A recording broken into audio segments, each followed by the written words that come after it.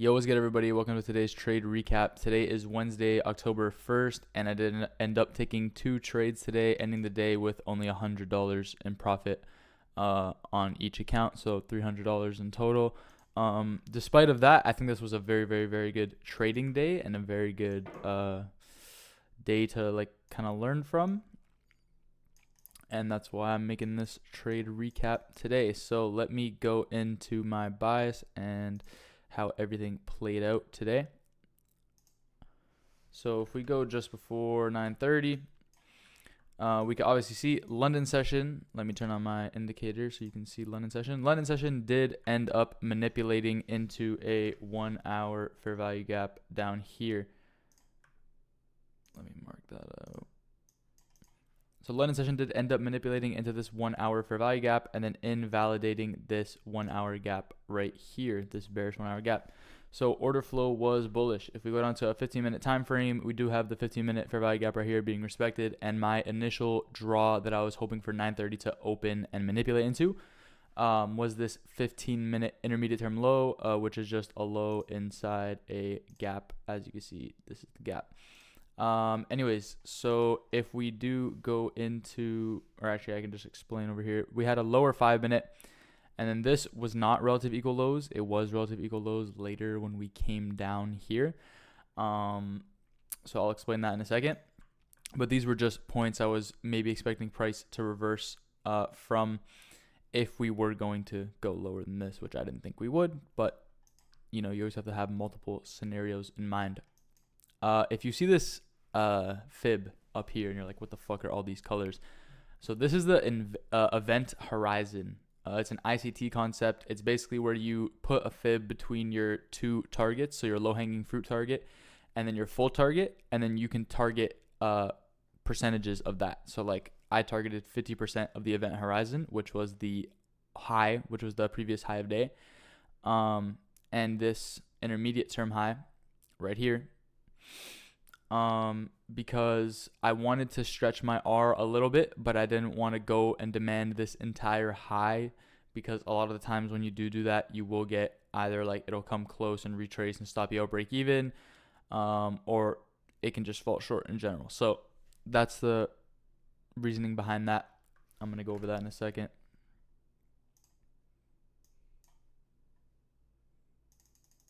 Let me just skip through here. All right. So let me turn off the indicator. So 9:30 open happened. We manipulated lower very, very, very quickly into this 15-minute intermediate term low. At the time, this was the SMT. I was looking for an entry to get up to this 1 hour gap. If you go down to the 30-second, we did have something get created right here, which would have been this 30-second inversion fair value gap. I was obviously hoping to enter somewhere around here, stop loss here, take profit there. Let's get it up there. Cool. So that was the trade that I was looking to take. As you can see, we literally just ran to the target immediately. There was nowhere to enter. This was the candle that did the inversion. So that's rather unfortunate. But let me continue playing price here. So we do end up tapping into this 1 hour gap. We do end up taking Asia high, and then we have a 15-minute intermediate term high right here. On ES, we did take this 15-minute intermediate term high, but this was not an SMT I was worried about because all my draws were higher, and the important draws being previous day high, the 15-minute intermediate term high, both of those were still intact and still my main draws on liquidity. So that did not discourage me from taking a trade, which, I mean, I did lose the trade, but I don't think it was bad. So we came down here and tapped into a 5-minute gap. Ignore that. That's what happened. But we tapped into a 5-minute gap right there. We inverted this fair value gap on this candle. So this would have been a very clean inversion play targeting just above the 15-minute intermediate term high to get a 1-to-1 risk to reward ratio. Obviously still a lot more targets higher, but We did end up getting pretty swiftly stopped out. And then we came down and re-swept this low. On ES, we did not. We have this SMT now. Very, very, very clean looking. Now, the condition here was going to be this 5-minute fair value gap that we created. Were we going to respect it, or were we going to disrespect it? If we were going to respect it and get a setup to the downside, then we would probably go lower and take out these relatively equal lows that we have created now. We did not do that. Let me get my cursor. We did not do that. We ended up coming higher. We had this potential setup that could have formed, having this be respected. We did end up closing below it, but it was a gap closer, so I'm not going to take an inversion like that. And yeah, it did not play out. We ended up coming higher. 10 a.m. had red folder news, so we ended up having our red folder news candle coming higher. Check the 5-minute. We did end up inverting this fair value gap. So I did enter on a limit order right here. I just wanted to get a little bit better risk reward than entering up here because I wanted my break even to be right there. And I didn't want my entry, my break even to be too close proximity. So I did enter that on the 5-minute. And then boom, I was quickly put at break even, and then my take profit one was taken. So the 15-minute intermediate term high, we had this high right here, and we had our full previous day high target. So I did put a fib from here to here with equal quadrants. As you can see, there's the 0, 25%, 50%, 75%, and 100%. That's just obviously the other end of the range.